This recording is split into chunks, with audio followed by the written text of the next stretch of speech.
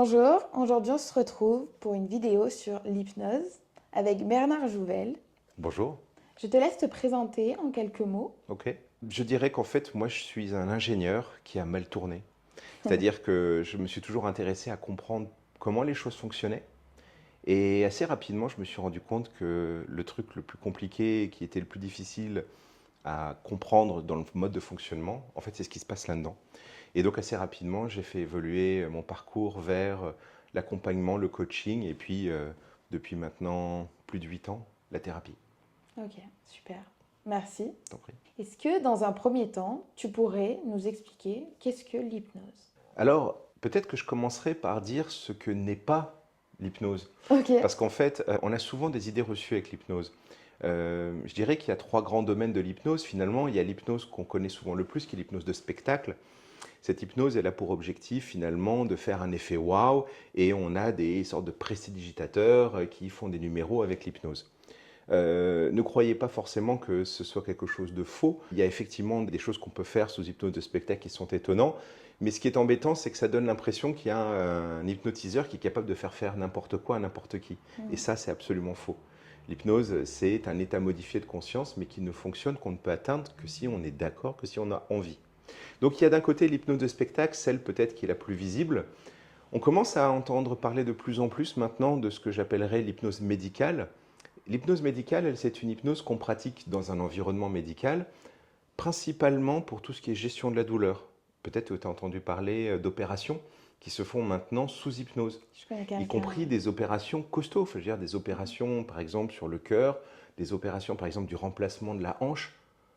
Chirurgie osseuse, c'est un des trucs les pires, hein. Les gars, ils y vont avec un marteau et Ouais, tout, et ils font ça sous hypnose. ouais. Ça permet d'avoir une meilleure cicatrisation, d'avoir un délai d'immobilisation, de moins utiliser certains produits qui vont créer en fait l'état d'endormissement qui mettent du temps à être digérés et évacués par le corps. Donc il y a plein de bénéfices hyper intéressants qu'on a à faire de l'hypnose médicale. Mais c'est une hypnose qui finalement est souvent très cantonnée sur la gestion de la douleur ou l'anesthésie. Et puis il y a l'hypnose que moi je pratique, qui est, ma spécialité, c'est l'hypnose d'accompagnement. Et l'hypnose d'accompagnement, l'idée c'est de pouvoir accompagner des personnes pour les aider soit à résoudre un problème, soit à améliorer une performance ou quelque chose. C'est pour ça que j'aime bien dire que c'est l'hypnose qui permet d'aller mieux. Soit parce qu'il y a un problème et que Ouais. ça, on va régler le problème, soit parce que, par exemple, alors je vais peut-être donner un ou deux exemples, mais tout ce qui touche au comportement, aux émotions, sont des candidats parfaits, des sujets parfaits pour l'hypnose. Parce que l'hypnose, c'est un état modifié de conscience où on va aller dialoguer avec l'inconscient. Peut-être que je pourrais faire une représentation visuelle. Par exemple, imagine un iceberg. Tu Oui. vois, on représente d'ailleurs souvent l'inconscient. Hein, c'est la première topique de Freud avec cette approche-là, où il y aurait une partie visible de l'iceberg qu'on appelle le conscient, et puis une partie sous l'eau qu'on appelle l'inconscient. Alors peut-être que l'hypnose, c'est simplement prendre ce conscient et lui demander de se mettre un peu de côté Hmm. pour pouvoir permettre à l'inconscient d'émerger et pour qu'on puisse interagir avec lui. Et quand on interagit avec l'inconscient, ben, on peut apaiser une douleur, on peut régler une problématique, changer un comportement. On va sans doute en parler, mais ça peut s'adresser sur de nombreux sujets. En Ouais. fait, l'hypnose, c'est ça. C'est cette capacité de prendre le conscient et avec son accord, de lui demander d'aller un peu sur le côté pour permettre à l'inconscient d'émerger et interagir avec lui. Ok. Et ce qui permet de faire une sorte de reprogrammation. Alors, c'est une des conséquences. On peut tout à fait, par exemple, aller refermer une blessure. Tu sais, c'est étonnant d'ailleurs. Souvent, je pense au parallèle qu'on fait entre le corps et l'esprit. Hmm. Si tu te blesses, par exemple, si tu es en train de faire quelque chose, préparer un repas ou quoi, puis que tu te blesses avec un couteau et que tu te fais une entaille dans le bras et que ça saigne, évidemment, tu vas à l'hôpital, on va te nettoyer la plaie, on va te la recoudre. Puis quelques semaines plus tard, il n'y paraîtra plus. Il y aura peut-être une cicatrice, Hmm. mais finalement, ce sera oublié. Même si on appuie sur la cicatrice, ça fera Hmm. plus mal. Je pense qu'il se passe exactement la même chose avec notre esprit. Il peut y avoir des blessures peut-être plus émotionnelles. Hmm. Et ces blessures-là, eh ben, elles peuvent être plus ou moins profondes. Alors parfois, on se dit qu'une blessure émotionnelle, avec le temps, elle va se refermer, comme un deuil, Hmm. comme quelqu'un qui nous a dit quelque chose qui nous a blessés, comme une rupture, enfin, il peut y avoir plein de situations où on se sent blessé émotionnellement. Mais ces blessures, elles ne saignent pas. Et parce qu'elles ne saignent pas, on ne va pas forcément aller s'en occuper. Oui, c'est comme si on les mettait sous le tapis. on les cache, sauf qu'à un moment ou à un autre, elles ressortent. Les événements de la vie font que, selon nos filtres, par rapport à nos blessures, nos filtres visuels, elles reviendront. Et c'est pour ça que je vous propose tout un tas de méthodes, de thérapies alternatives pour, un jour ou l'autre, faire face à ces blessures. Donc, soit faire face consciemment, il y a certaines thérapies où c'est très conscient, ou comme là, où on passe plus par l'inconscient. En fait, l'idée, c'est qu'on est en 2024, enfin, il faut le dire vite, hein, bientôt Ouais. 2025, Ouais. mais en fait, on n'a plus besoin de souffrir pour rien aujourd'hui. Ok, il y a peut-être un siècle, 2 siècles, on n'avait pas tous les outils qu'on a aujourd'hui. Aujourd'hui, moi, je peux vous parler de l'hypnose, c'est le sujet que je préfère, et parce que je trouve que c'est un outil fantastique, extrêmement efficace, mais il y a plein d'autres approches qui sont intéressantes. Donc après, on peut choisir, et peut-être c'est justement ce qui est intéressant dans ton approche, c'est que bah, toi, tu ouvres en fait le débat sur plein de possibilités différentes, de techniques différentes, et de trouver celle qui nous correspond le mieux. Mais en tout cas, aujourd'hui, il n'y a plus besoin de continuer à souffrir.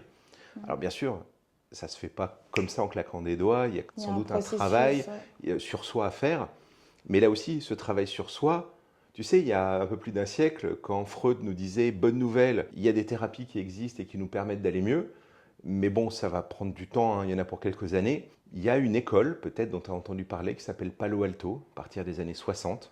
Palo Alto, c'est un coin près, en Californie, où ils ont regroupé, c'est marrant, un peu comme ce que tu es en train de faire, mais des gens de plein de disciplines différentes, et ils se sont dit, ok, mais pourquoi une thérapie, ça devrait être long? Ouais. Est-ce qu'on ne pourrait pas faire des thérapies dites brèves? Selon l'OMS, une thérapie brève, c'est moins de 2 ans, hein. Donc, mais des thérapies qui seraient beaucoup plus courtes. Et ils ont commencé à développer des approches, et de ça sont apparues les approches systémiques, les approches, l'hypnose, Milton Erickson participait à Palo Alto, la PNL, enfin il y a plein de choses, les D'accord, TCC, les thérapies cognitivo-comportementales, sont issues aussi de tout ça. Et tu vois, ça revient aussi de cette idée de si on avait une approche plus globale. Et si on essayait de sortir un peu des cloisonnements de chacun à sa façon de faire qui est la meilleure, peut-être pas. Peut-être qu'il y a des approches qui correspondent mieux à certains et d'autres à d'autres. Et puis Et- peut-être même encore mieux, on peut mélanger. Oui, et aussi selon les moments de vie. On peut être Absolument. attiré par Oui, différentes ça peut méthodes. aussi être par étapes, par succession. Donc avec l'hypnose, effectivement, on va adresser l'inconscient. Ça part aussi d'un constat, c'est que l'essentiel de nos comportements, alors ce que je vais te dire là, moi j'ai une formation plutôt scientifique, donc j'aime bien être assez précis sur ce que je dis, et parce qu'on raconte beaucoup d'histoires et beaucoup de choses fausses. Mais là, pour le coup, je vais te donner une information que je ne peux pas valider scientifiquement, Ok. donc je mets un petit warning tout de Ok. suite, tu vois. On estime qu'à peu près 5% de nos comportements sont gérés consciemment. Ça veut dire que l'essentiel de nos comportements sont gérés de manière inconsciente. D'ailleurs, c'est après avoir fait une formation en neurosciences que j'ai appris justement ce fait-là. Et je me suis dit, mais alors, ok, mais comment on fait pour adresser alors l'inconscient? Et c'est là que je me suis renseigné et qu'il y a un outil qui est fait pour ça, qui a été construit pour ça, qui s'appelle l'hypnose. Ouais. Et donc, tu imagines, l'essentiel de nos comportements passe par l'inconscient. Allons-y, allons voir directement l'inconscient, on va Allons gagner le du temps. comprendre. Et on va gagner du temps. Oui. On va aller dans cette approche de thérapie brève où on peut assez rapidement obtenir des résultats. Je précise que assez rapidement, ça ne veut pas dire en une séance. Oui, c'est possible qu'en une séance, parfois, pouf, on a un déblocage, on ait quelque chose qui se fasse. Mais en général, c'est quelques séances. Mais quelques séances, c'est sur tu vois, quelques semaines, quelques mois. On ne parle Ouais. pas d'années. En hypnose, ça n'arrive jamais. Oui, et puis aussi, il faut apprendre à être patient des fois. Le temps peut jouer son Ouais. rôle. Parce que souvent, quand les gens sont très, très, très blessés, ils veulent directement acheter une solution. Mais ils veulent arrêter de souffrir. Exactement. C'est comme les personnes blessées, elles vont plus avoir tendance à soit faire de l'achat compulsif, soit acheter, pas des thérapies, mais des choses alternatives. Exemple, un gilet massant, ou acheter des choses qui va combler tout ça, qui va mettre des pansements sur toutes les blessures. Dans le sens où, si la personne, elle veut aller trop vite, c'est aussi qu'il y a un indicateur d'apprentissage sur lequel il faut qu'elle travaille la patience aussi. Parce que chaque chose dans la vie doit prendre son temps et doit être expérimentée. Je suis complètement d'accord avec toi. On vit dans un monde qui est un petit peu le monde fast-food, tu sais, Ouais. fast-food, fast thinking, fast thérapie, fast tout ce que tu veux. C'est comme s'il fallait de manière instantanée, tiens, je veux Un taxi, il n'y en a pas, bah, pouf, je prends un Uber. Mm. Je veux une thérapie, bon, bah, boum, je vais prendre des Ouais, thérapies brèves et forcément, en un claquement de doigts, tout va être réglé. C'est pas toujours aussi simple que ça. Alors, dans non, certains cas, c'est possible, on peut avoir des choses qui vont très vite. En fait, par rapport à ce qu'on avait avant, et quand je dis avant, je parle d'il y a 50, 100 ans, on a fait des progrès monumentaux. totalement. Mais dans tous les domaines, en fait, pas simplement dans le domaine de l'accompagnement, de la psychologie, psychothérapie. Évidemment, aujourd'hui, quand on va à l'hôpital, on ne s'occupe pas de nous de la même manière qu'il y a ne serait-ce 50 ans. Il y a parfois besoin, effectivement, d'un peu de temps. Ça fait partie du processus. Tu sais, dans le processus de deuil, il y a des séquences qui s'enchaînent et il y a besoin d'un peu de temps pour digérer tout ça. Mm. Quand tu es dans le deuil d'une personne qui est partie ou d'une relation qui s'achève ou d'un idéal que tu réalises Ouais, que tu n'atteindras pas, il y a un moment donné où c'est OK d'être triste. C'est OK de... Moi, je prends cette image parfois de se dire quand tu reçois un coup émotionnel, comme quand tu reçois un coup, j'adore les arts martiaux, comme quand tu reçois un coup dans la vraie vie physique, c'est OK de mettre un genou à terre, mm. tu sais, de Oui, respirer, de digérer le coup, exact. de prendre un peu de temps de ça, OK. Et puis même quand on est malade, ben, il y a un moment donné où on est dans une phase où on va prendre soin de nous, on va peut-être se reposer, on va être en convalescence. Puis c'est essentiel pour régénérer le corps. On a besoin de ça Mm. peut-être aussi à un niveau émotionnel ou à un niveau psychologique. Oui, parce qu'on parle beaucoup de la régénération du corps, des organes, mais psychologiquement, il y a aussi ce mécanisme de régénération. Parce que c'est comme quand on parle des maladies physiques, mais il y a les maladies mentales ou les maladies qui passent, passagères, comme le burn-out, comme d'autres choses. Il faut une sorte de régénération mentale pour que ça passe aussi. Le burn-out, c'est pas toujours quelque chose qui passe. Peut-être on peut faire un point de seconde Oui, si tu veux sur le burn-out. Il se trouve que je suis très souvent confronté à des gens qui sont soit en ce que j'appelle un pré-burn-out, c'est-à-dire ils sont sur le point de basculer, ou des gens qui sont carrément. Alors, déjà peut-être deux, trois idées sur le burn-out. mm, Le burn-out, ce ne sont pas les plus fragiles qui sont sensibles au burn-out, parce que les plus fragiles, quand ça devient dur, c'est ceux qui vous disent oh, c'est trop dur, stop, moi j'arrête. Non, ceux qui vont partir au burn-out, c'est ceux qui vont dire même pas mal et qui continuent. Et oui, on peut travailler plus tard, et oui, on peut travailler le week-end, et oui, on va. En fait, je vais en faire trop et je vois plus l'indicateur, un peu comme, tu sais, sur le tableau de bord d'une voiture qui s'allume et qui te dit ouais. que ton moteur surchauffe. Là, tu vois pas que ton cerveau ou tes émotions, enfin, c'en est trop. Et tu continues, et à un moment donné, le cerveau est dans une telle situation que littéralement, en fait, il disjoncte. Un peu comme un disjoncteur électrique chez Oui, toi. mais je vois très bien avec les ondes bêta. Et donc, il que- va disjoncter parce qu'il a deux doigts de griller. Mm, Et c'est comme ça qu'un matin, bah, tu es dans ton lit et tu n'arrives même plus à te lever mm. pour aller bosser. Donc, méfions-nous aussi, hein, parce que c'est devenu très à la mode. Hein. Moi, des fois, j'entends des gens qui me disent oh là là, cette année, c'était dur, c'est mon troisième burn-out. Ouais, Oui. un burn-out, c'est costaud. Il Mhm. faut 6 à 18 mois pour s'en remettre. Et quand je dis pour s'en remettre, c'est en étant accompagné. Il y a des gens qui ne s'en remettent pas. Donc, c'est costaud. C'est un peu comme une bombe qui explose. Une fois que le disjoncteur a sauté, bah, il va falloir faire tout un travail pour reconstruire. Et puis surtout, pour éviter que ça se reproduise. C'est-à-dire, comment dorénavant, je vais écouter les signaux Mm. qui me disent que je suis dans la zone rouge pour éviter à nouveau. Et comment j'en suis arrivée là Et et donc, tout c'est un surtout, questionnement. voilà, Ouais. comment je fais pour, un, aller mieux, donc je soigne les blessures de là maintenant, et ensuite, j'apprends comment faire pour pas que ça se reproduise. Donc, en fait, il y a toute une thématique autour du burn-out qui est vraiment important.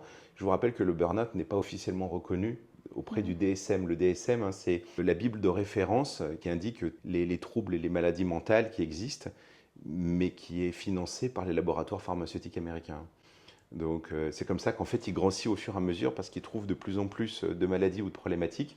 Et donc le DSM, on en est à la version 4 ou 5 je crois, il est beaucoup plus gros qu'il y a ne serait-ce que 50 ans. Bon, l'être humain c'est toujours l'être humain, mais on a trouvé plein de nouvelles maladies sur lesquelles on va pouvoir donner des Oui. médicaments. Donc ça n'existe pas, c'est considéré encore par beaucoup de psychiatres comme une dépression sévère en fait, hein, le Ok. burn-out.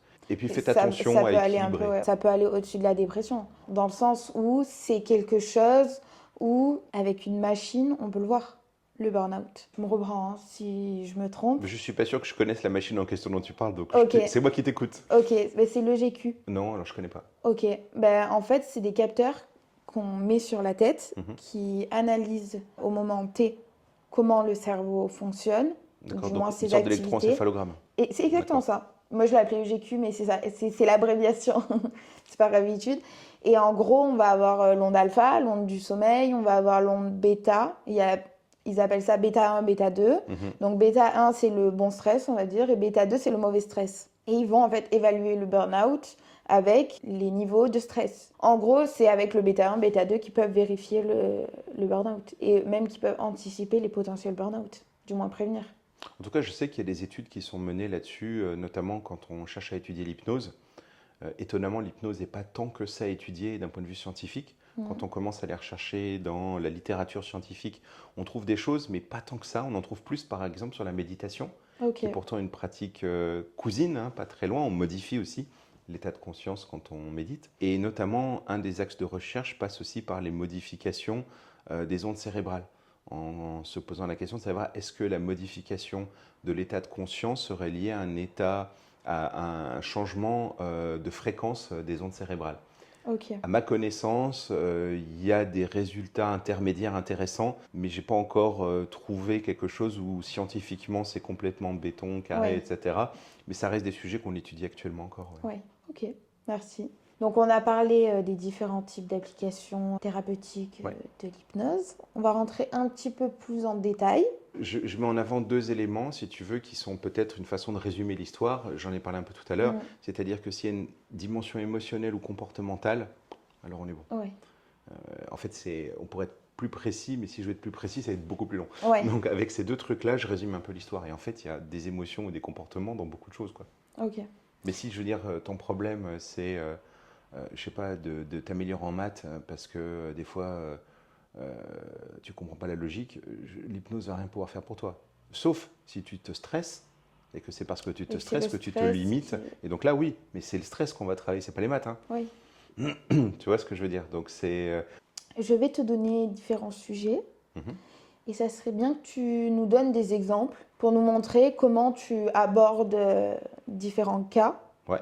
pour qu'on voit un petit peu toutes les solutions que l'hypnose peut aider. Bah, j'espère que j'aurai des exemples dans tous les cas que tu vas me poser, mais j'ai vu quand même pas mal de monde, Ouais, donc il y a des chances que j'en ai pas mal. Mais on va ok, voir. d'accord. Dis-moi. Ok, donc par rapport à la santé mentale, Mhm. souvent on voit qu'il y a comme problématique l'anxiété ou une phobie ou du stress ou une pression sociale ou des barrières à l'épanouissement personnel. Mhm. Comment tu fais pour accompagner quelqu'un là-dedans? Il y a plusieurs approches. En fait, si tu veux, on est typiquement, tu sais, tout à l'heure, on disait que l'hypnose, c'est vraiment très efficace dès qu'il y a une problématique émotionnelle ou Mm. comportementale. Là, ce dont tu me parles, on va peut-être être plus sur le côté émotionnel, qui peut d'ailleurs avoir un Mm. impact comportemental, avec beaucoup d'émotions, beaucoup de stress, etc. Tu vois, ou une anxiété, voire une angoisse. En fait, on peut travailler de deux manières. Et c'est souvent des choses que je vais peut-être te répéter sur d'autres exemples, mais il y a ce que j'appellerais l'approche biographique. L'approche biographique, elle nous dit que peut-être dans notre parcours, il y a eu un moment où un événement ou quelque chose s'est passé qui nous a beaucoup marqué, Mm. peut-être même traumatisé. Il faut bien prendre en compte que ce traumatisme, c'est pas forcément quelque chose de grave, un abus, une agression, quelque chose. Des fois, ça peut simplement être une frustration qui, Mm. à ce moment-là, dans cette situation, avec l'âge qu'on avait, a pris une proportion démesurée et qui a généré beaucoup d'impact émotionnel sur nous. Donc quand on réfléchit à ce genre de choses, il faut toujours le faire avec les yeux de l'enfant qu'on était, si c'était à l'enfance ou à l'adolescence, en tout cas, de remettre les choses dans leur contexte et de ne pas les regarder d'aujourd'hui. Peut-être qu'aujourd'hui, c'est quelque chose qui nous paraîtrait anodin, mais à l'époque, ça ne l'était pas. Donc Ouais. s'il y a une problématique biographique, là, on va typiquement travailler dans ce qu'on appelle une régression. Une régression, c'est un petit peu comme si on rembobinait le film de notre vie Mm. et qu'on allait chercher l'origine du problème où il y a une blessure émotionnelle et que cette blessure émotionnelle-là, on pouvait la refermer, la nettoyer et la recoudre comme la blessure dans le bras dont on parlait tout à l'heure. Et puis une fois que c'est refermé, alors c'est pas magique, hein, on ne l'efface pas de la mémoire. Ça reste une blessure refermée, il reste une cicatrice, mais même si on appuie dessus, ça fait plus mal. Ouais. Et donc à partir de ce moment-là, comme un effet domino, le fait d'avoir réglé l'origine de cette blessure-là va avoir un impact sur notre quotidien. Je serai moins stressé, moins angoissé, j'aurai beaucoup moins d'anxiété. Ensuite, il y a donc cette approche-là biographique avec la régression, et puis de l'autre côté, il y a tout le reste, je veux dire. Et tout le reste, on va pouvoir travailler soit de manière systémique, c'est-à-dire qu'il peut y avoir des déclencheurs, il peut y avoir des phénomènes où plusieurs éléments se mettent ensemble et créent une situation qui va me générer cette anxiété, cette angoisse ou autre. Mais on peut aussi travailler de manière symbolique. Et tu sais, Oui, l'état d'hypnose, c'est un peu comme une sorte de rêve éveillé. Et dans nos rêves, on le voit. Souvent, il y a des symboles qui sont très importants. Et d'ailleurs, on rêve de manière symbolique. Notre cerveau, il préfère travailler de manière symbolique. ok. Alors, on va utiliser des symboles. Par exemple, on pourra créer un ancrage au sens de la PNL, hein, c'est-à-dire trouver un souvenir dans lequel on était dans une situation très performante, on se sentait en pleine possession de ses moyens, et puis de créer une sorte de déclencheur qui permet, pouf, à chaque fois qu'on le veut, par exemple, ça peut être un claquement de doigts, ça peut être un geste, ça peut être une image, ça peut être un son. C'est la fameuse Madeleine de Proust, l'odeur des madeleines qui ramène Mhm. Proust dans son enfance et avec toutes les émotions associées. Donc on va créer ce genre de choses pour qu'à un moment donné, j'ai de nouveau accès à ces ressources-là. Par exemple, on le fait pour des gens, là on n'est plus sur la santé mentale, mais peut-être plus pour des gens qui vont faire des performances comme des sportifs de haut niveau. Je travaille beaucoup avec des musiciens, je travaille avec des gens qui font des stand-up, des one-man shows, des choses comme ça, où c'est pas évident de se retrouver face à un public, et donc il y a un moment donné où ils ont besoin de se mettre dans leur bulle et d'avoir toutes leurs ressources accessibles pour pouvoir faire leur performance. Là, typiquement, on va travailler avec des ancrages. Et ce sont des symboles qu'on va activer. Donc voilà, régression, symbolique, systémique, je dirais ces trois grands ingrédients qu'on Oui, va pouvoir utiliser dans ce genre de cas. ok. Merci pour cette explication. Par rapport à la gestion des traumatismes, j'imagine que c'est similaire C'est plus à... graphique. C'est ça, ce que tu viens de nous Ouais. expliquer du coup? Avec cette idée que pardon, j'anticipe peut-être tes questions, mais C'est vrai. le traumatisme, je voudrais te donner un exemple peut-être très concret, parce que des fois je trouve que c'est assez parlant.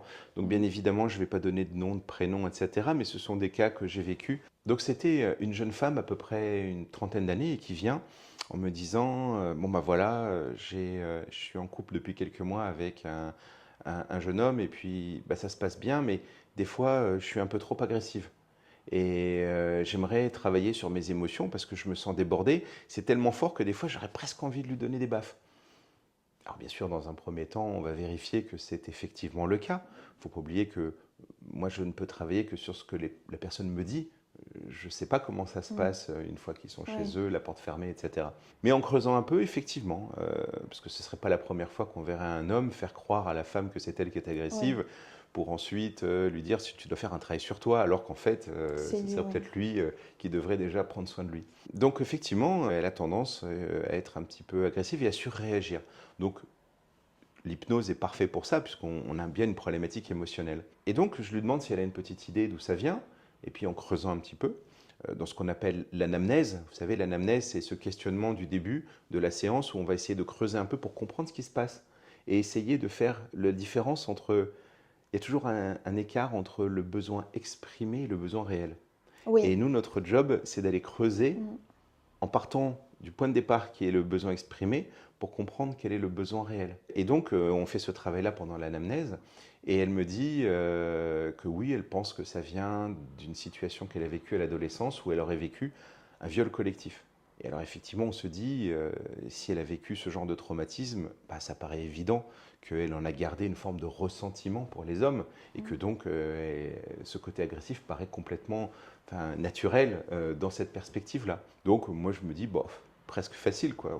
Pardon de le dire comme ça, mais on a une sorte d'autoroute où on sait quel est le problème, on retourne en régression, on va régler ça. C'est quelque chose qu'on sait très bien faire avec les outils de l'hypnose, ça marche Oui. super bien. Et nous voilà partis en régression. Et en régression, c'est l'inconscient qui gère là où on repart exactement. Et puis, quand je vois qu'on arrive à un endroit, donc par une sorte de travail avec l'inconscient, j'ai l'impression qu'elle est beaucoup plus jeune que ce qu'elle me raconte. J'ai l'impression d'avoir une petite fille face à moi qui me parle. Et Ok. puis, elle me dit, on discute un peu, et je lui dis, mais tu as l'air d'être en colère. Parce que dans une régression, en fait, c'est comme si tu te replonges dans la personne que tu étais à ce moment-là. Donc, tes Mm. gestes vont être différents, ta façon de regarder, ta façon de parler. Ça, c'est amusant de voir quelqu'un d'une Ouais. trentaine d'années qui parle comme une petite fille de 6 7 ans, tu vois. Et elle me dit, je suis en colère. Je dis, mais pourquoi tu es en colère? Elle me dit, c'est à cause de mon papa. Je lui dis, oulala, qu'est-ce qui s'est passé encore? Et c'est marrant parce qu'en fait, Elle m'explique que bah voilà, mon papa, il travaille beaucoup. Et le soir, il m'a promis qu'il viendrait me faire un bisou pour me souhaiter bonne nuit. Mais il rentre toujours trop tard. Et moi, je suis trop fatigué, alors je m'endors. Et du coup, j'ai jamais mon bisou le soir. Donc, je suis en colère. Et ça, c'est un très bon exemple, si tu veux, d'une situation où tu vois, tu as l'impression que tu dois partir à un endroit, mais le traumatisme, il n'est pas forcément celui que tu pensais. Et d'ailleurs, on a réglé ça. Donc, bah, c'était une situation, j'ai envie de dire, avec un traumatisme qui paraît pas énorme. Elle n'a pas eu le bisou le soir de son papa. Comment imaginer que ça puisse générer un traumatisme? C'est quasiment impossible. C'est Mm. pour ça que souvent, quand j'ai des parents qui me disent qu'est-ce qu'il faut faire avec les enfants, je leur dis bah, faites de votre mieux. En fait, il n'y a rien qui nous Mm. garantit comment les choses vont évoluer. Mais en faisant de notre mieux, ben, on donne le plus de chances possible aux enfants que ça se passe bien. Ouais. Mais il n'y a aucune garantie, hein, c'est la vie. Et donc, en fait, ben, ça a été réglé assez facilement. Mais j'ai quand même voulu lui poser la question à la fin, lui dire, mais comment ça se fait que j'ai l'impression que ce qui s'est passé à votre adolescence, c'est quelque chose qui est digéré. Tu sais, on parlait tout à l'heure de cette blessure qui est refermée et qui fait Ok. plus mal. Ben, elle me dit, oui, oh oui, j'ai fait plusieurs années de thérapie, etc. Et c'est fantastique. Ça veut dire que ça a super bien fonctionné pour elle. Ce traumatisme-là a été digéré. Ça n'était pas du tout celui qui était à l'origine, en fait, de sa colère. Ok. Mais peut-être vu que c'était un... On va dire que c'est quelque chose d'assez gros, elle s'est dit, bon, bah, ça doit venir de là. Bah, c'est ça. Mais en fait, le Il y a travail encore qu'elle avait quelque fait, chose, mais et en puis elle a fait... dû en parler pendant des années des Mm. psys, donc elle avait l'habitude d'en parler, elle avait l'habitude que Mm. ça a un impact. Mais étonnamment, et moi j'étais convaincu, enfin en tout cas tel qu'elle me l'a raconté, ça faisait beaucoup de sens, mais c'était pas du tout le sujet. Et Ouais. notre inconscient, il prend des chemins qu'on n'imagine pas parfois. Oui. Et c'est là où nous, d'un point de vue rationnel en tant que thérapeute, on doit faire attention. Parce que c'est pas forcément le chemin, tu sais, on parlait du chemin tout à l'heure, Ouais. c'est pas forcément le chemin le plus court qui est le meilleur. À un moment donné, faut faire confiance. Mon boulot à moi, c'est de faire confiance à l'inconscient de mon client. C'est Mm. lui qui sait ce qui est bon pour mon client, qui sait quel est le bon chemin pour pouvoir résoudre le Ouais. problème. Il n'y a pas un bon chemin pour tout le monde. Non. Chacun a son chemin. Et c'est rarement Ouais. celui que la personne pense consciemment, et c'est rarement Mm. celui que le thérapeute pense. Donc c'est pour ça que mon métier est passionnant. Parce qu'en fait, tu sais jamais, c'est toujours la Ouais. surprise. C'est dingue, ça me donne envie de me faire hypnotiser. Toutes Écoute, ces anecdotes. Ok. Mais c'est hyper intéressant d'avoir ces exemples et de voir qu'on peut avoir encore une vision plus large des choses. j'en ai d'autres, hein, si tu veux, des Ouais. anecdotes. Quoi? Ça me fait penser à un autre cas. Alors, je ne sais pas si c'est une des questions que tu avais Ben, je vais prévu de me poser. regarder. Mais par exemple, j'ai eu un cas d'une personne qui venait en me disant, tu sais, ça fait partie de ces personnes qui ont tendance à vivre les choses avec beaucoup d'intensité. Mm. Hein, on parle parfois de haut potentiel intellectuel, Ouais. émotionnel, etc. Moi, je les vois plus comme des gens qui sont comme branchés sur un amplificateur. Et parfois, je les reçois avec une problématique très profonde, quasiment identitaire. Un peu comme si pendant Mm. des années, ils avaient joué un rôle, ou en tout cas porté un masque social, dans lequel ils ont été l'enfant qu'on attendait d'eux, ils ont été l'élève qu'on attendait d'eux, le professionnel ou la professionnelle qu'on attendait d'eux, le mari et la femme qu'on attendait d'eux. Et puis à un moment donné, ils se disent, mais en fait, c'est pas moi. Et à ce moment-là arrive un questionnement identitaire sur, mais alors qui je suis et qu'est-ce que je veux. Et dans ce processus-là, c'est assez intéressant d'utiliser l'hypnose, par exemple, au-delà du travail sur la gestion des émotions quand on est Mm. hypersensible et très intense, mais aussi pour aller chercher, mais qui je suis vraiment. Oui, l'être profond. Exactement. Mm. Et là, en fait, moi j'ai une technique que j'aime beaucoup d'hypnose. On va faire en fait une hypnose partielle. Par Ok. exemple, on va demander à la main, on va créer un état d'hypnose dans la main, et ensuite, dans la main, on va demander à l'inconscient, une fois que l'état est installé, de créer un mouvement d'un doigt pour exprimer un oui. Puis pouf, on commence à avoir un mouvement comme ça qui est un peu bizarre. Ok. Et puis ensuite, un autre doigt pour exprimer un non. Et pouf, on a un deuxième doigt. Et donc, avec un oui et un non, on commence à avoir une capacité de communiquer. Ok. Et donc, j'avais demandé à cette personne de faire une liste des priorités dans sa vie, etc., de ce qui était le plus important pour elle, et puis de mettre une quinzaine dans l'ordre des priorités. Et donc, elle me dit, en numéro un, le plus important pour moi, c'est mes enfants. Et Ouais. pouf. Non. Et Ok. l'inconscient, puis elle dit, bah si. Et puis ça refait non. Ouais. Et puis elle dit, bah si, c'est le plus important, c'est mes Ok. enfants. Et ça refait un non, etc. Et en fait, c'était très rigolo parce qu'au bout d'un moment, elle était comme ça. En fait, elle Ouais. voulait plus Elle voir sa voulait main, plus regarder. Ouais. alors que c'était son inconscient. Donc en fait, elle était complètement consciente. On avait juste créé Ok. l'état d'hypnose dans la main. On peut faire des trucs incroyables en hypnose, c'est marrant. Et en fait, au bout d'un moment, je ne sais plus en troisième ou en quatrième position, il y avait la question de prendre soin d'elle pour être en bonne santé. Et là, d'un seul coup, l'inconscient dit oui, c'est ça le plus important. Et là, elle s'effondre en larmes et elle dit ah bah, je comprends, bah oui, parce que si je suis malade, Je peux pas prendre soin de mes enfants. exactement. Il Il fallait qu'elle se mette en priorité. Et elle avait du mal à se mettre en priorité. Et son inconscient, lui, Oui, c'est très normal. basique en Oui. fait, hein, c'est ah non, la priorité c'est toi. Non, c'est mes enfants. Ben oui, j'ai envie de dire, moralement, intellectuellement, ça Mm. nous paraît évident Ou de se c'est ce dire qu'on c'est nous les enfants dit, d'abord. c'est ce qu'on nous dit de penser. Ouais, Mais ben en fait, ouais, oui, ben, c'est comme dans les avions. Je ne sais pas si tu as remarqué, quand tu lis la petite notice de quoi faire en cas d'urgence dans ok. l'avion, ça c'est un truc fantastique. C'est une métaphore que j'utilise beaucoup pour des gens qui ont tendance, on a un mot en anglais, on parle de selflessness. Tu sais, c'est des Ça veut gens dire qui quoi? s'oublient, c'est-à-dire qu'ils Oui. sont trop pour les Mm. autres et pas assez pour eux-mêmes. Je leur parle de cette plaquette d'information qui dit, s'il y a une dépressurisation, qu'il y a des masques à oxygène qui tombent et que tu es avec un enfant en bas âge, sur qui tu mets le masque d'abord?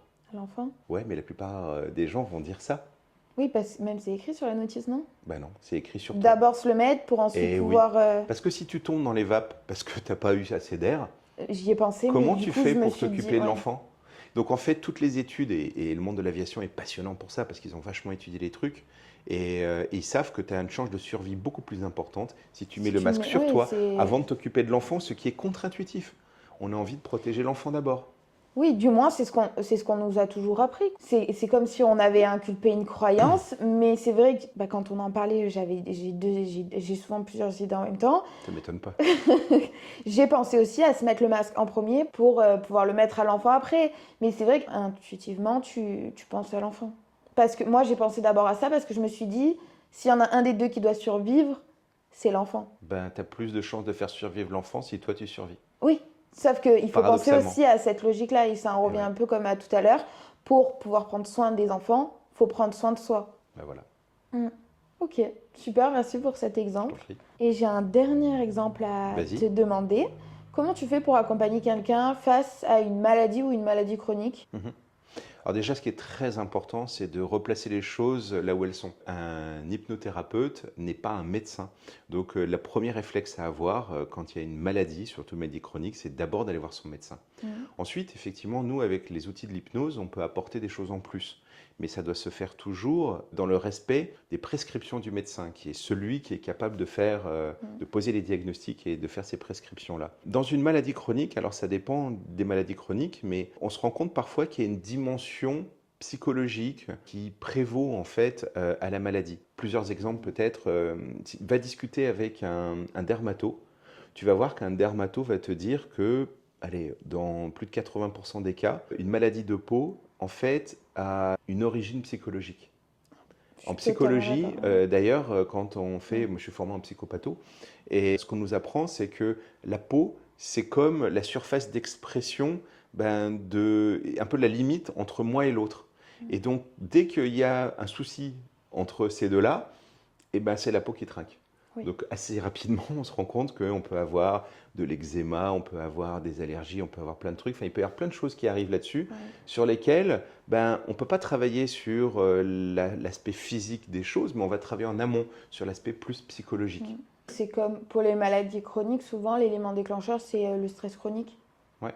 Le stress, Et donc si tu réduis le stress, tu as moins ça. t'as moins de symptômes. Il y a d'autres sujets sur lesquels on peut travailler, mais là toujours sur la supervision d'un médecin, mais par exemple les maladies auto-immunes. Mm.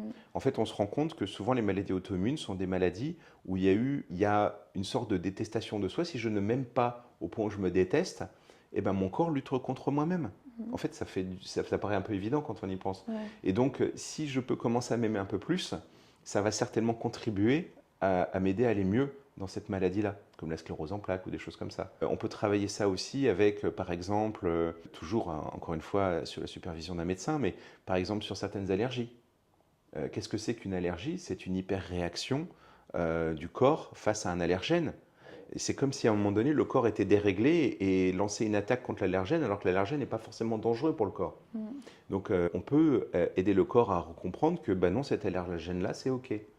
Donc là aussi, on va travailler de manière symbolique et on peut obtenir des résultats étonnants. Mais encore une fois, toujours en étant accompagné. Oui, oui, Dès bien qu'on est sûr. sur un domaine médical, vraiment, votre point de référence premier, ça doit être votre médecin. Ouais. Mais c'est vrai que j'aurais pas pensé que les allergies en hypnose pouvaient être Ah, c'est traitées. étonnant. Ouais, ouais. C'est... Mais en soi, ça... Pas forcément toutes, hein, et Oui, tu sais, on n'a pas non plus 100% toujours de réussite, mais totalement. honnêtement, si tu as une très grande majorité où ça fonctionne bien, ce serait dommage de s'en priver. Oui. Et puis tu sais, nous dans notre domaine, en hypnose, il n'y a pas vraiment de risque d'un gros problème. Totalement. Ouais. Je veux dire, c'est pas de la chirurgie. Tu vois ce que je veux dire? C'est qu'au pire, le pire en général, c'est quoi? Il y C'est a rien. rien. Donc, vas-y, tu as Ouais. perdu ton temps, éventuellement le prix de la séance, etc. Mais voilà. Alors, certains vont dire oui, mais il y a des cas. Ça t'intéresse qu'on rentre là-dedans, les potentiellement 2 cas où il faudrait Oh. faire attention Oui. avec l'hypnose? Ok. Oui, oui, parce que j'allais te demander plus loin si tu avais des préventions à nous faire Ouais. ou pour toutes les personnes que ça intéresse, s'il y avait des choses Comme c'est dans la à suite de ce qu'on venait savoir. de se dire là, on peut Oui, aller oui. là-dessus. Je vais te dire les choses comme là où on en est, parce que tu sais, c'est toujours des sujets qu'on continue à étudier, donc Mm, on continue à progresser et à apprendre, peut-être pas tous mm, les jours, mais régulièrement. Par exemple, quand j'ai fait ma formation en hypnose, on nous disait les gens qui sont schizophrènes, il ne faut pas leur faire de l'hypnose, ça pourrait aggraver leur schizophrénie. mm. Sauf qu'entre-temps, j'ai vu passer tout un tas d'articles scientifiques qui montrent que avec l'hypnose, on a réussi à aider certains schizophrènes. Donc tu vois, ce qui était vrai il y a quelques années, aujourd'hui, c'est plus tout à fait vrai. Ouais, Donc il faudrait quand même faire attention. Ceci étant, entre nous, j'ai jamais eu de schizophrène, en tout cas à ma connaissance, qui sont venus consulter. ok. Quelqu'un qui serait atteint de schizophrénie, il y a plus de chances qu'il soit en hôpital psychiatrique qu'il traîne dans la rue et qu'il aille faire une séance d'hypnose, tu vois. Ok. C'est quand même Oui. des maladies lourdes et graves. Tu rencontres pas des schizophrènes comme ça à tous les coins de rue, hein. C'est quand même assez rare. Et en général, ils sont très bien. Enfin, on prend soin d'eux dans des établissements spécialisés. Après, il pourrait y avoir ce qu'on appelle une décompensation. C'est-à-dire quelqu'un où à un moment donné, il va toucher une émotion ou il va lâcher quelque chose d'émotionnel.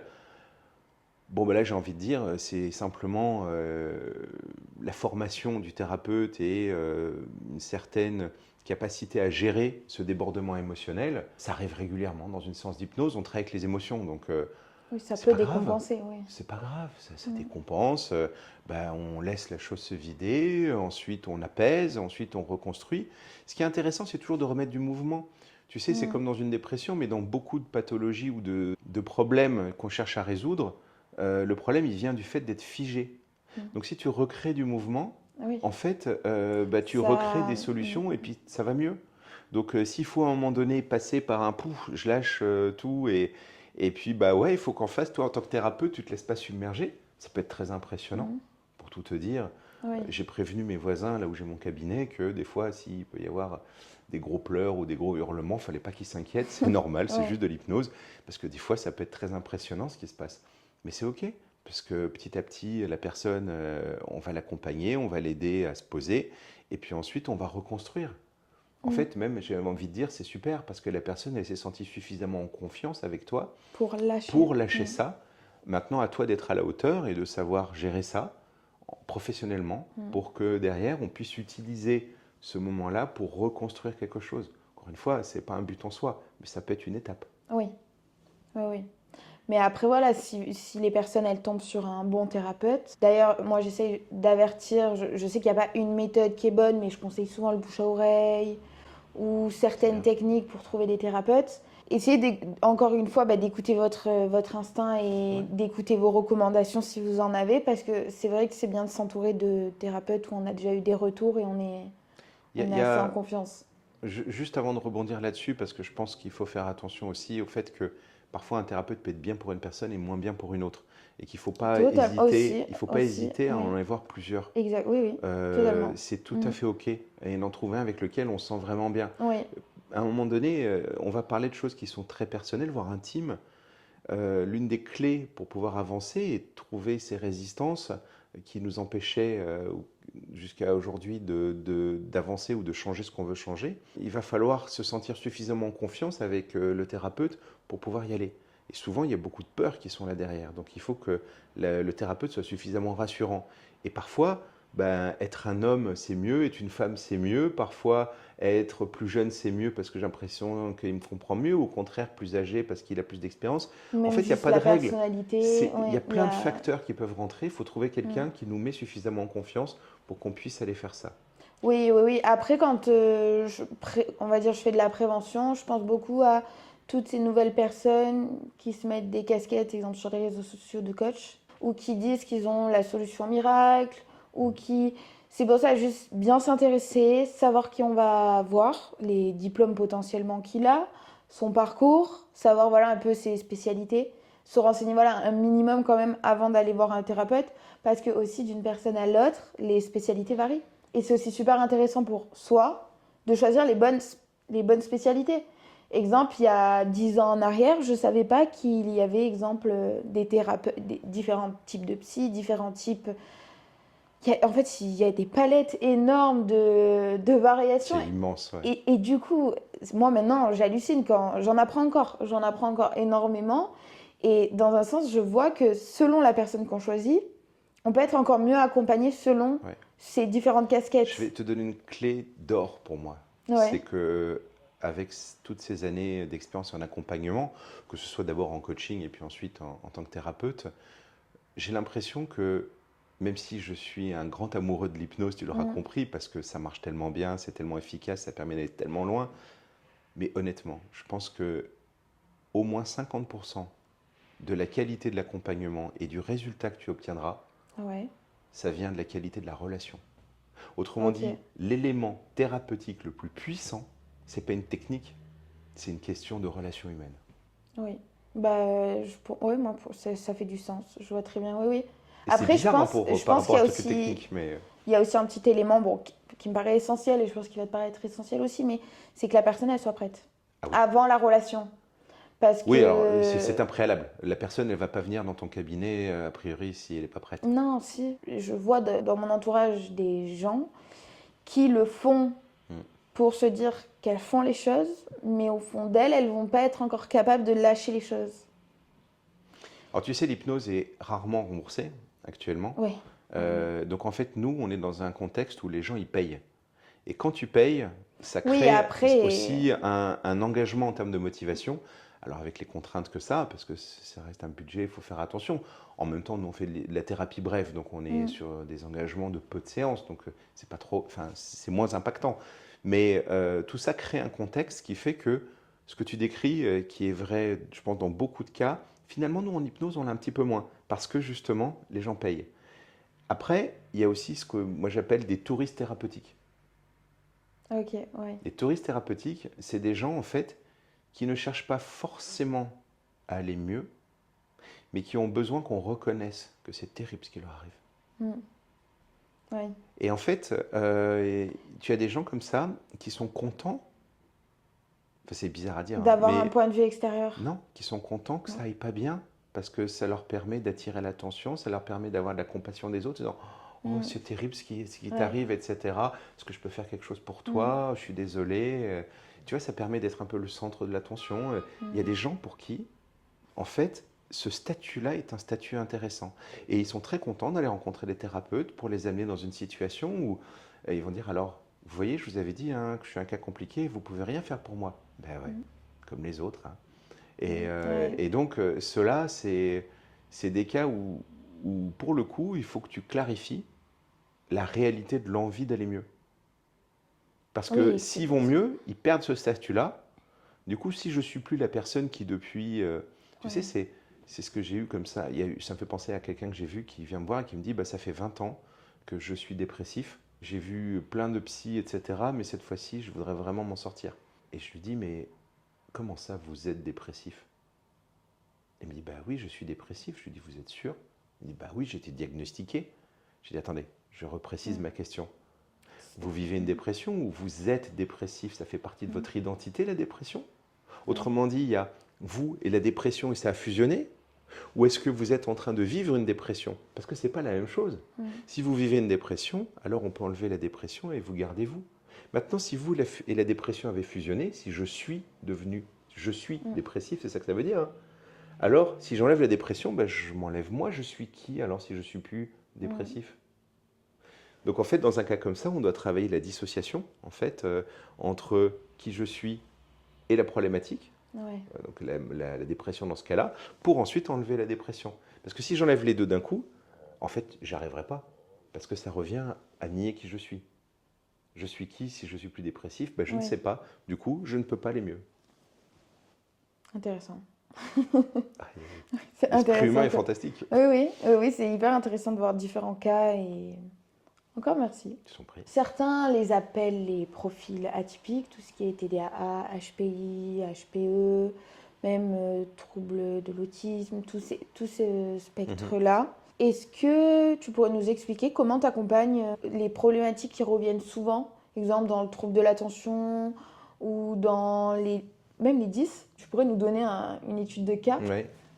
Ouais, je vais peut-être donner quelques petits exemples Ouais, différents parce que on peut les aborder de manière très différente oui, bah, et ces ouais. différents cas-là. Prenons le cas des 10 pour répondre à ta dernière question. Parfois, le 10, c'est juste 10, ce qu'on veut dire par 10, peut-être pour préciser à tout le Oui, monde, c'est c'est... en fait, on va être dysorthographique, dyscalculique. En fait, c'est quand à un moment donné, on n'arrive pas à respecter certaines règles que Mm, les autres arrivent, a priori, plus simplement que mm, soi à respecter. Et souvent, l'origine de ça, c'est le cerveau qui va trop vite. Et alors, ben, c'est comme si on parle plus vite qu'on pense, ou c'est comme si on calcule plus vite qu'on pense, et qu'en fait, on va y avoir un décalage mm. entre ce qu'on va produire comme résultat et comment ça a été pensé. Donc on voit bien qu'il y a un problème de synchronisation à faire là. Ben, ça Ok. tombe bien, c'est quelque chose qu'on pourrait imaginer faire sous hypnose. Mm, Donc effectivement, on peut aller travailler là-dessus. En tout cas, essayer de trouver une façon de, soit par l'expérience, parce que même quand ça va trop vite, bah, ça va pas toujours trop vite, il y a quand même des mm, moments où ça va un petit peu mieux, et de se dire, tiens, bah, à ce moment-là, sans que je m'en rende compte, je me sentais plus détendu, plus calme, mes pensées étaient plus fluides, c'était moins rapide. Ok, j'ai peut-être pas compris exactement comment tu as réussi à créer cet état-là, mais en revanche, je peux m'en inspirer pour te le réactiver le moment venu. mm. Quand tu dois écrire, pour faire gaffe à ce que tu fasses moins de fautes, quand tu vas faire des calculs pour que tu te trompes moins, etc. Donc Ok. ça peut être des choses sur lesquelles on travaille. Après, on peut aussi travailler de manière symbolique là-dessus.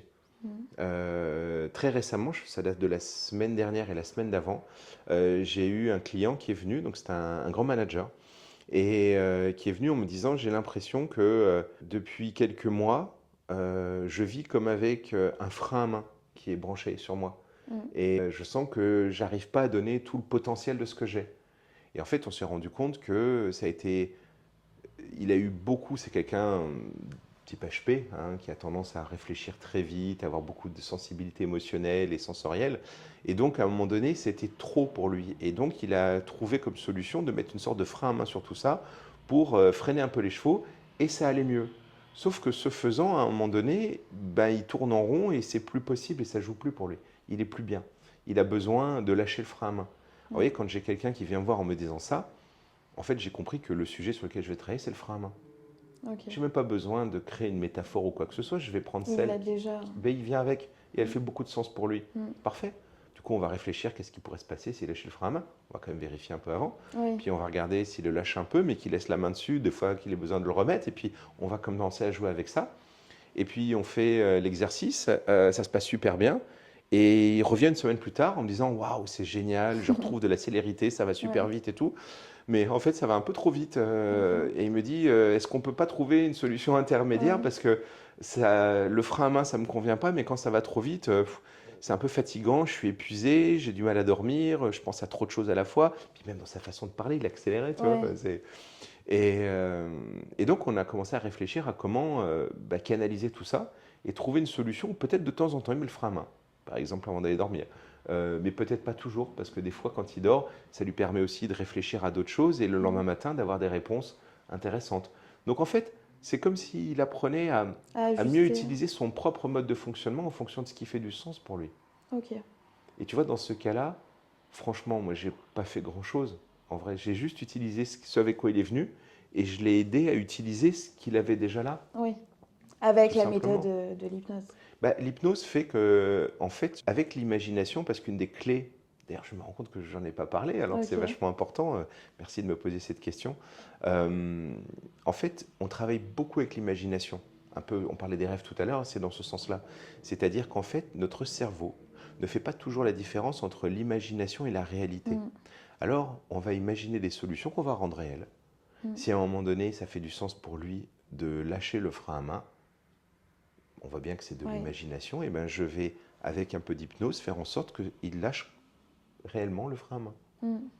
Mais en fait, on va Totalement. juste utiliser l'hypnose comme un phénomène De levier. de Ouais. concrétisation, ou en fait de cette image symbolique, imaginaire, vers quelque chose qui fait du sens pour la personne. Ok. Oui. Et en vrai, je ne sais pas comment ça marche. Je sais juste que c'est Ouais. l'inconscient. Pour lui, il a ce frein à main, ça veut dire quelque chose pour lui. Bah donc, s'il a ce frein à main et qu'il l'a mis, il peut l'enlever. Oui. Oui, il aurait pu amener une autre métaphore, il aurait pu dire j'ai une porte devant moi, il aurait pu dire. Évidemment. Ouais. Et Mais oui, d'ailleurs, mais dans les. ce cas-là, je ne vais jamais dire à la personne, ben, quand vous êtes face à cette porte, ouvrez-la, ou faites-la exploser, ou contournez-la, ou... parce que là, je suis en train de l'orienter, je suis en train de... Oui. Tu sais, il faut vraiment garder à cette idée que l'hypnose, ce ne sont que des suggestions, et ça ne marche que si la personne est d'accord, autrement dit, Mm, si l'inconscient est d'accord. mm, Mais l'inconscient, tu ne le bernes pas comme ça.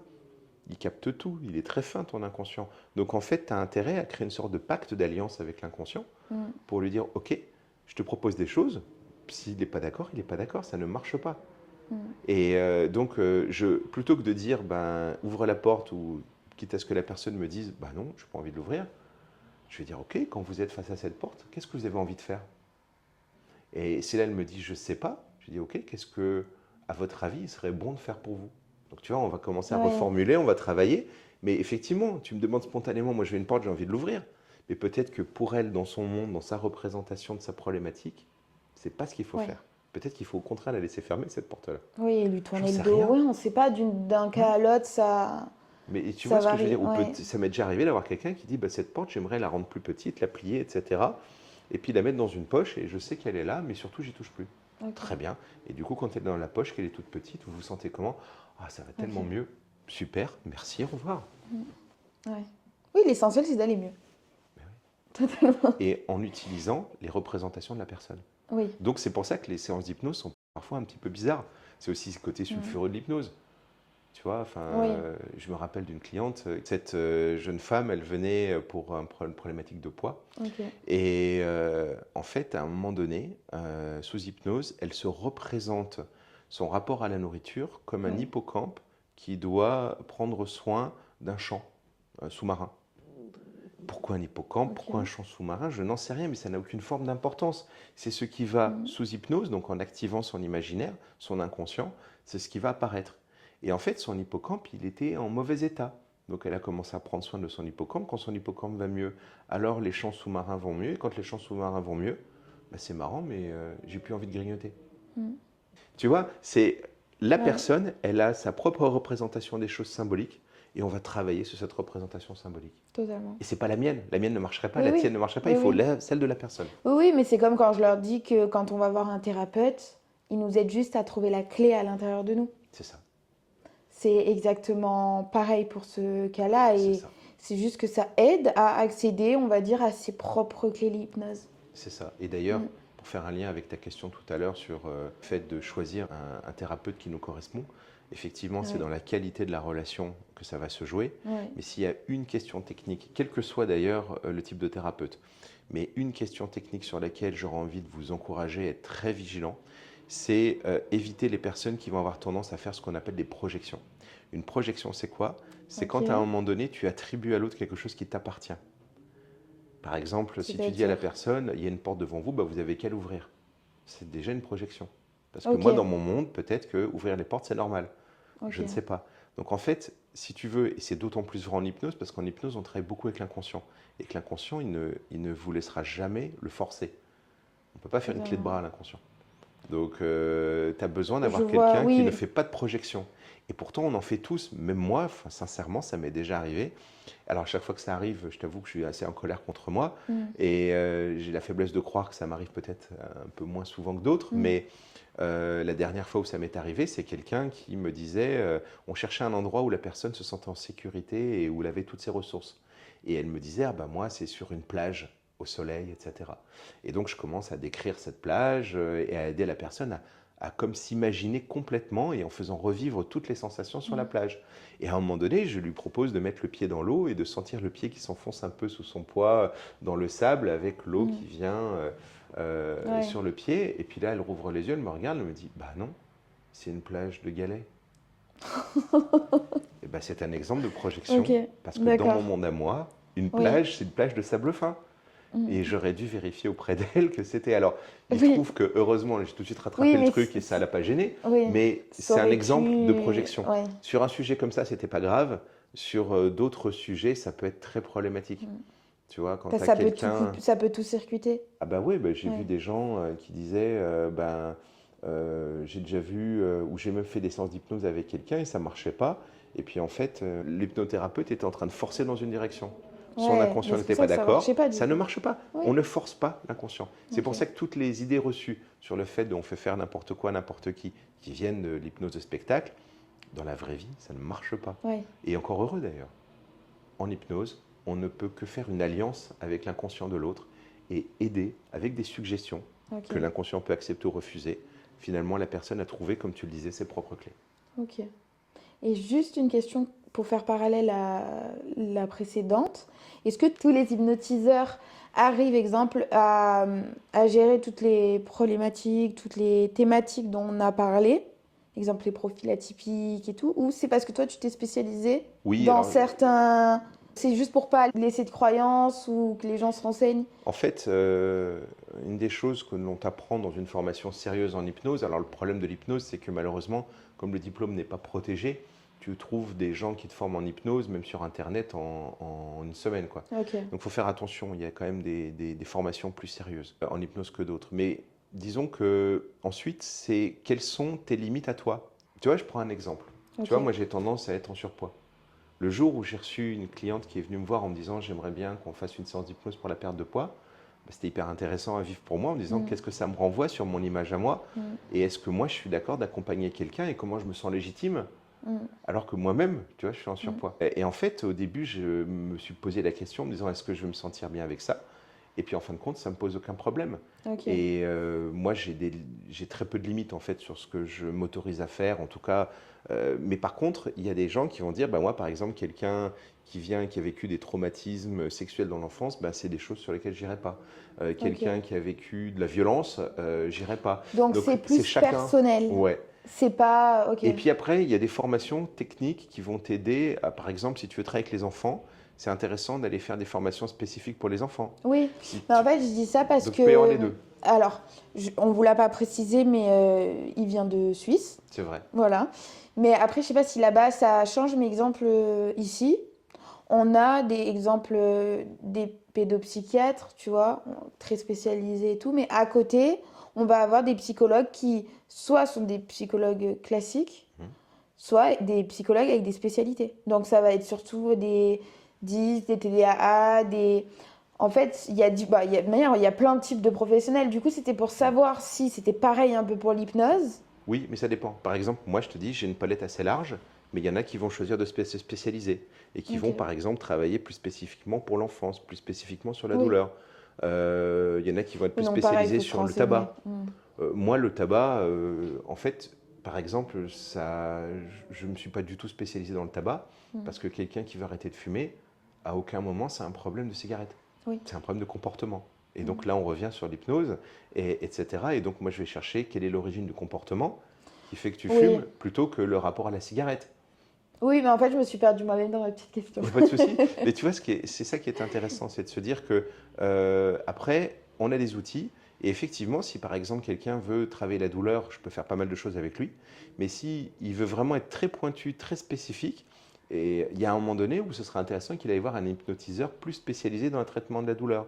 Si tu as Mm. quelqu'un qui a une problématique peut-être un peu plus compliquée, un peu plus spécifique avec les enfants, moi je fais avec les enfants, c'est génial avec les enfants, ils ont une imagination débordante. Ok. Ils partent en hypnose, pouah, comme ça, c'est incroyable, Ok. c'est super intéressant de bosser avec les enfants. Mais sur certains sujets, peut-être que aller voir un hypnotiseur plus spécialisé, moi je suis relativement généraliste dans mon approche. Oui. Avec, je dirais, les sujets que j'aborde le plus sont souvent des sujets liés au profil un peu atypique, notamment les hauts potentiels, parce que c'est un sujet sur lequel je travaille depuis de très nombreuses années, même Mm. avant de faire de la thérapie. Je travaille beaucoup sur tout ce qui est problématique liée à la communication, au leadership, au management, parce que c'est une partie Mm. importante de mon activité. Et puis, un peu par hasard, parce que ce n'était pas un choix, ça m'est tombé un peu dessus comme ça, je me rends compte que j'ai beaucoup de clients qui viennent avec des traumatismes assez costauds dans l'enfance. Oui. Et sur tout ce qui est traumatique, j'ai même eu des gens, j'ai accompagné des gens qui avaient vécu les attentats du Bataclan, Ok.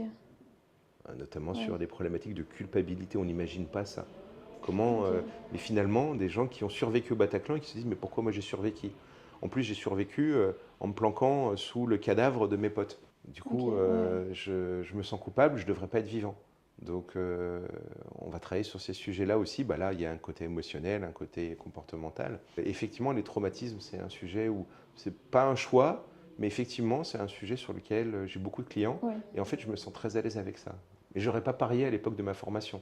Ok. Tu vois, c'est un peu Oui. une découverte où assez, ouais, Oui, je me après, sens à l'aise avec oui. ça. Donc Ok. voilà, pour te dire, n'hésitez pas à aller voir un spécialiste sur certains domaines. Mais franchement, au-delà de la spécialité, c'est surtout la relation, le Oui. contact qui va faire la différence. Oui, oui, puis dans tous les cas, comme tu l'expliquais tout à l'heure, chaque problématique, quand on arrive, des fois, faut la déconstruire ou faut la voir sous un autre angle, ou des fois, elle est très précise. Donc oui, c'est vrai qu'il y a tout un tas de facteurs à prendre en compte. Yes. Ok, merci. J'espère que ça vous aura plu.